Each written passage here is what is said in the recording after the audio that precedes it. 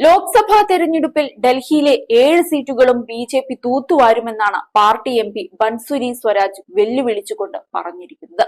എന്നാൽ ഇവിടെ ബി.ജെ.പിയുടെ വിജയം വെറും സ്വപ്നം മാത്രമാണെന്ന് ബി.ജെ.പി നേതൃത്വത്തിന് തന്നെ അറിയാം. ആം ആദ്മി പാർട്ടി കോൺഗ്രസ് സഖ്യം സ്വാർത്ഥ താൽപര്യത്തിന് വേണ്ടിയുള്ളതാണെന്നും ഈ സഖ്യം നഗരത്തിലെ 7 പാർലമെന്റ് സീറ്റുകളും നിലനിർത്തുന്ന തങ്ങളുടെ പാർട്ടിയുടെ സാധ്യതകളെ ബാധിക്കില്ലെന്നും ഡൽഹിയിലെ ഏറ്റവും പ്രായം കുറഞ്ഞ ബി.ജെ.പി ലോക്സഭാ സ്ഥാനാർത്ഥി കൂടിയായ ബൻസുരി സ്വരാജ് ചൂണ്ടിക്കാട്ടി. അബ്കി ബാർ 400 പാർ, അതായത് ഇത്തവണ 400-ലധികം സീറ്റുകൾ എന്ന മുദ്രാവാക്യം കേവലം ഒരു വാചകമല്ല, മറിച്ച് അത് യാഥാർത്ഥ്യത്തിലേക്ക് വിവർത്തനം ചെയ്യപ്പെടുമെന്നും അർപ്പണബോധമുള്ള ബി.ജെ.പി പ്രവർത്തകരുടെ സഹായവും ജനങ്ങളുടെ പിന്തുണയും ഈ ലക്ഷ്യം കൈവരിക്കുന്നതിന് കരുത്താകുമെന്നും അന്തരിച്ച മുതിർന്ന ബി.ജെ.പി നേതാവ് സുഷമ സ്വരാജിന്റെ മകൾ കൂടിയായ ബൻസുരി സ്വരാജ് അവകാശപ്പെട്ടു. എ.എ.പി കോൺഗ്രസ് സഖ്യത്തിന്റെ സ്വാധീനം ഡൽഹിയിലുണ്ടാകില്ല. ഞങ്ങൾ വളരെ പോസിറ്റീവായ ഒരു ക്യാമ്പയിൻ നടത്തുന്നു. 10 വർഷത്തെ റിപ്പോർട്ട് കാർഡുമായി ജനങ്ങൾക്കിടയിൽ പോകുന്നു. നരേന്ദ്രമോദി സർക്കാർ പറഞ്ഞത് ചെയ്തു. ആർട്ടിക്കിൾ 370 എടുത്തുകളയും. രാമക്ഷേത്ര നിർമ്മാണം.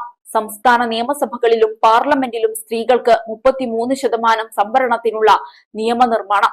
അങ്ങനെ പ്രകടന പത്രികയിലെ എല്ലാ വാഗ്ദാനങ്ങളും പാലിക്കപ്പെട്ടുവെന്നും എ.എ.പി കോൺഗ്രസ് സഖ്യം സ്വാർത്ഥ താൽപര്യത്തിൽ അധിഷ്ഠിതമാണെന്നും സ്വരാജ് അവകാശപ്പെട്ടു. സ്വാർത്ഥ താൽപര്യത്തിന്റെ രാഷ്ട്രീയമുണ്ടാകുമ്പോൾ രാഷ്ട്രധർമ്മവും രാജ്യധർമ്മവും ബലി കഴിക്കപ്പെടും. അതിനാൽ ഈ സഖ്യം നിലനിൽക്കില്ലെന്നും അവർ തുറന്നടിച്ചു. ന്യൂഡൽഹി നിയോജക മണ്ഡലത്തിൽ പ്രചരണം നടത്തുമ്പോൾ തനിക്ക് ജനങ്ങളിൽ നിന്ന് വലിയ സ്നേഹമാണ് ലഭിക്കുന്നതെന്നും വേദിയിലിരുന്ന് പ്രസംഗിക്കുന്നത് തനിക്ക് ഇഷ്ടമല്ലെന്നും ബി.ജെ.പി സ്ഥാനാർത്ഥി പറയുന്നുണ്ട്. കോൺഗ്രസുമായുള്ള സീറ്റ് വിഭജന കരാറിന്റെ ഭാഗമായാണ് ആം ആദ്മി പാർട്ടി ന്യൂഡൽഹി ലോക്സഭാ സീറ്റിൽ മത്സരിക്കുന്നത്. സോമനാഥ് ഭാരതിയാണ് സഖ്യ സ്ഥാനാർത്ഥി. ഡൽഹിയിൽ ബി.ജെ.പി മത്സരിപ്പിക്കുന്ന 2 വനിതാ സ്ഥാനാർത്ഥികളിൽ ഒരാളാണ് ബൻസുരി.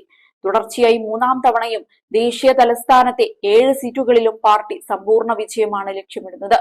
പക്ഷേ ഈ അടുത്ത കാലത്ത് നടന്ന ഉപതെരഞ്ഞെടുപ്പ് ഉൾപ്പെടെയുള്ള എല്ലാ തെരഞ്ഞെടുപ്പിലും ബി.ജെ.പിക്ക് ഡൽഹിയിൽ വേണ്ട വിധത്തിൽ വിജയിക്കാനായില്ല എന്നതും എടുത്തു പറയേണ്ടതാണ്.